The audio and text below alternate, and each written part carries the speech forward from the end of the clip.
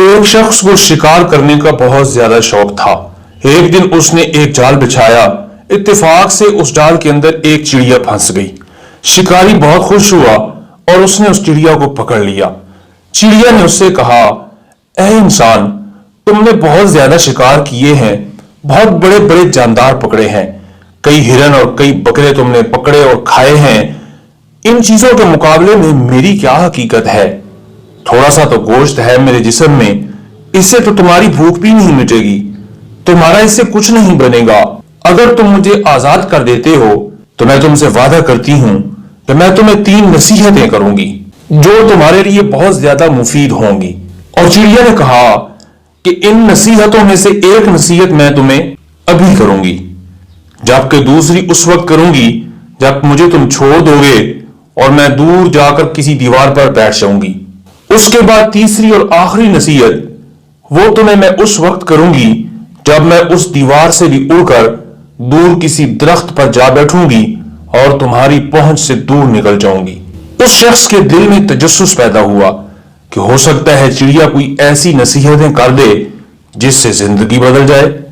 اس نے چڑیا کی بات مانتے ہوئے اس سے کہا کہ ٹھیک ہے، تم مجھے پہلی نصیحت کرو، میں تمہیں آزاد کر دوں گا۔ چنانچہ چڑیا نے پہلی نصیحت اسے یہ کی کہ جو بات کبھی ہو ہی نہیں سکتی اس کا یقین کبھی مت کر لینا، یعنی کسی ناممکن بات کا یقین کبھی نہ کرنا۔ یہ سن کر آدمی نے اسے چھوڑ دیا اور وہ سامنے دیوار پر جا بیٹھی، اور دیوار پر بیٹھتے ہی اس نے دوسری نصیحت یہ کی کہ جو بات ہو جائے اس کا غم اور دکھ کبھی نہ کرنا، اور پھر کہنے لگی کہ اے بھلے مانس، تم کتنے شریف آدمی ہو، تم نے مجھے چھوڑ کر بہت بڑی غلطی کی ہے، کیونکہ میرے پیٹ کے اندر ایک پاؤ کا انتہائی قیمتی ہیرا ہے۔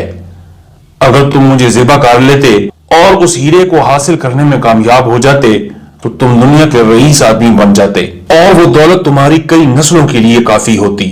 اس شخص نے جب یہ بات سنی تو بہت زیادہ افسوس کرنے لگا اور بہت زیادہ پچھتانے لگا کہ چڑیا کو چھوڑ کر اپنی زندگی کی بہت بڑی غلطی کی ہے، اگر اسے نہ چھوڑتا تو میری کئی نسلیں سنور جاتی۔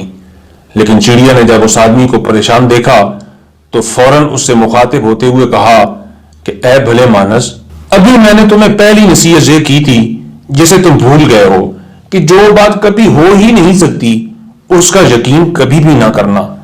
میں ایک چھٹانگ کی چڑیا ہوں، میرے پیٹ کے اندر ایک پاؤ کا پتھر کیسے ہو سکتا ہے؟ لیکن تم نے پھر بھی ناممکن بات کا یقین کر لیا اور پریشان ہو گئے۔